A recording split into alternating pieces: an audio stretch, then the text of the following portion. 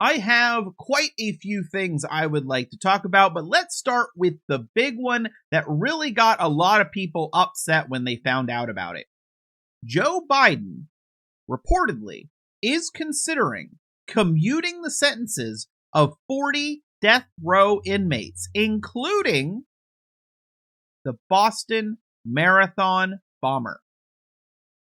And this decision would be supported by the Pope. Now, you might be shocked. You might not be shocked, because I've learned that a lot of people don't know what commuting a sentence means. A lot of them seem to think it is pardon and release. It just means changing the sentence. So the sentence would become life in prison.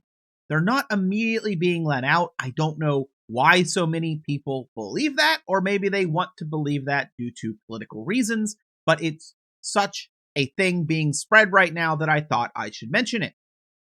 Now, Elon Musk, he had a big problem with American politics. He tried to dive in when it involved the budget, and it completely blew up in his face, and it made him look bad, and of course he's still declaring himself the winner.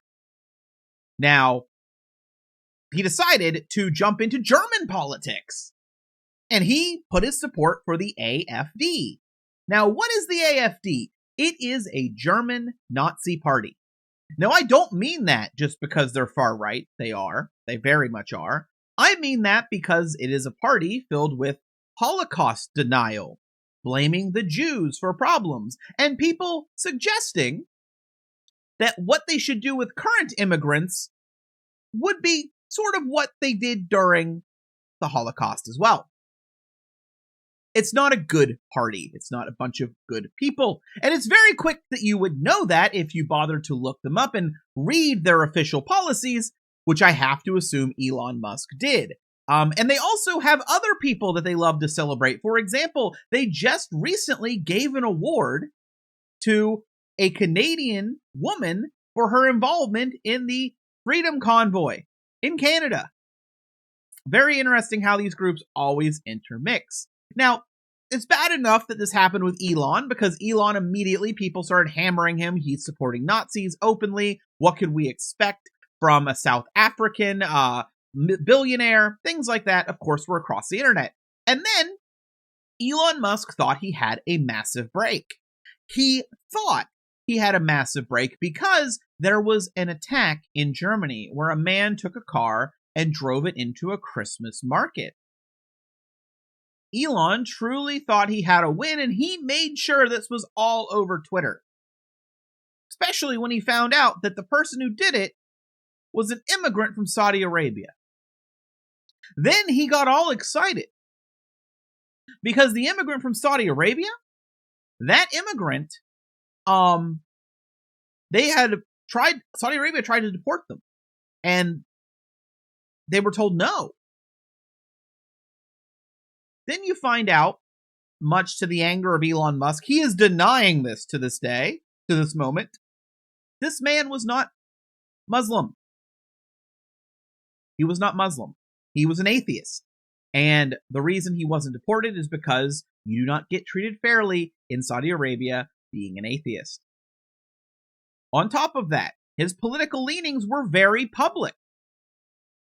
Just like Luigi, he had a Twitter account, and you could read it, where he retweeted Elon Musk and repeatedly showed his support for AfD.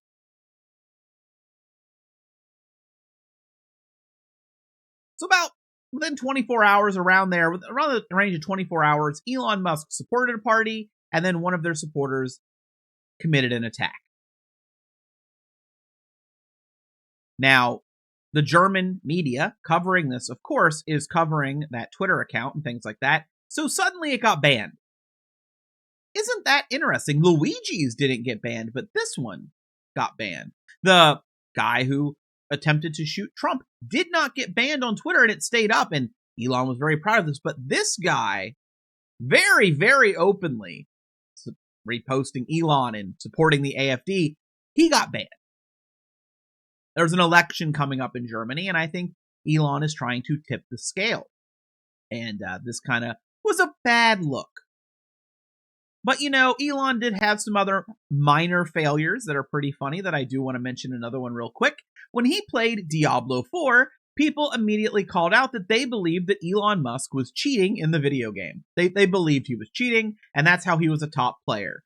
Someone else was playing his account, getting his build ready, getting him items. It didn't make sense. The timing, there's no way he could do the things he does and still have time to no-life this game 20 hours a day. Well, I have been playing Path of Exile too. And funny enough, one of the top players was revealed to be Elon Musk. But what's really interesting about that? When he played, he sucked. He was bad at the game.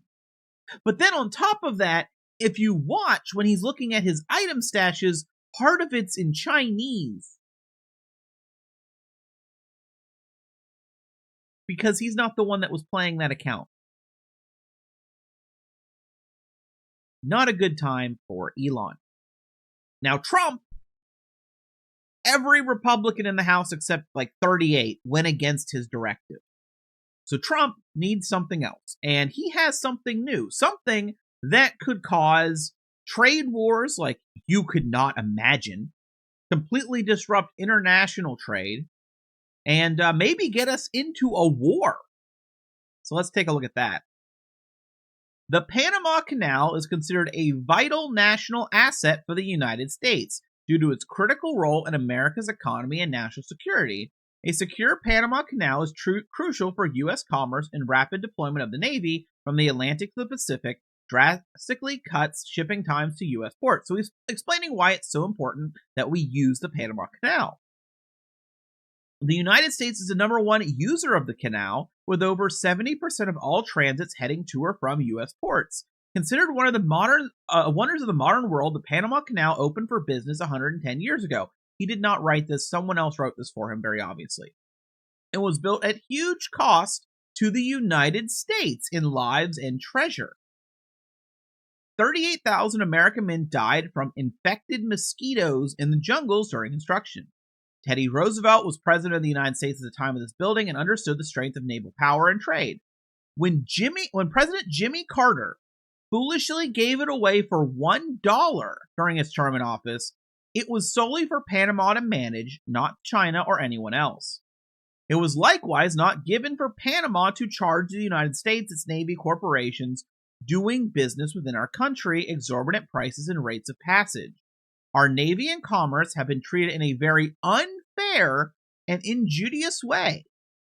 The fees being charged by Panama are ridiculous, especially knowing the extraordinary generosity that has been bestowed to Panama by the U.S. This complete ripoff of our country will immediately stop. We have more. The United States has a vested interest in the secure, efficient, and reliable operation of the Panama Canal, and that was always understood.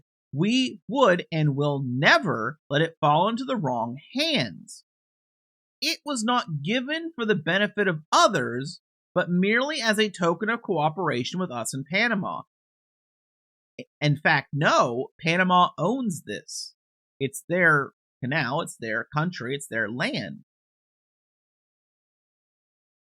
If the principles, both moral and legal, of this magnanimous gesture of giving are not followed, then we will demand that the Panama Canal be returned to us in full without question. To the officials of Panama, please be guided accordingly. So, in the spirit of Christmas, Donald Trump wants to threaten Panama to take back what was given to them. A gift, if you will. So here's the thing. Panama, what's he going to do if Panama says no? Is he threatening to invade Panama? Because here's the thing. If the U.S. tries to take over the Panama Canal, China is not going to be happy. Europe is not going to be happy. South America is not going to be happy. Africa is not going to be happy. It is going to affect worldwide trade. This would make America immediately a pariah on the national scale, an international scale, I mean. This might be one of the dumbest things I've heard him say. But it makes sense for him. You see, Donald Trump really did want to buy a piece of property when he was president. He wanted to buy Greenland. Didn't work.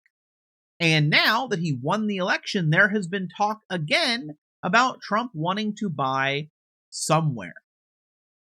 And he has made comments, and people go, oh, it's just Trump joking around. He's made comments about Canada becoming a state, and he should be able to take over land and expand the U.S. And his sons have made comments about growing the size of the U.S. under Trump to leave his legacy.